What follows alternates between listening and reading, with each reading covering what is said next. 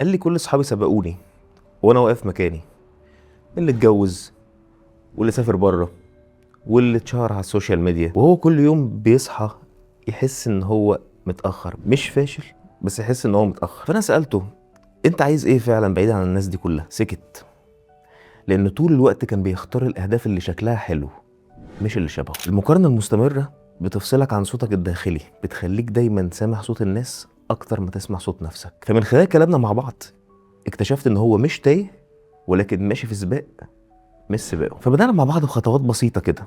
أول حاجة أسبوع بدون سوشيال ميديا، كتير 5 أيام. تاني حاجة يكتب 5 حاجات هو بيستمتع بيها حتى لو الحاجة دي مش مربحة بالنسبة له. تالت حاجة بقى يحط هدف صغير لمدة شهر بس من غير ما يعلن عنه. طب ليه بقى من غير ما يعلن عنه؟ عشان أحيانا إحنا بنختار الأهداف عشان الناس تسقف لنا مش عشاننا احنا. فبعد ما ماشي على الخطوات دي جه بعد شهر قال لي جمله مهمه جدا. قال لي انا اول مره احس ان انا ماشي في طريقي انا حتى لو ببطء. فمش كل تاخير معناه فشل، احيانا البطء بيكون اللي انت محتاجه فعلا علشان تختار صح. فلو حاسس ان انت متاخر اسال نفسك هو انا متاخر بالنسبه لمين؟ واحنا في توبيا معاك لحد ما تلاقي صوتك انت وتمشي بالطريقه المناسبه ليك.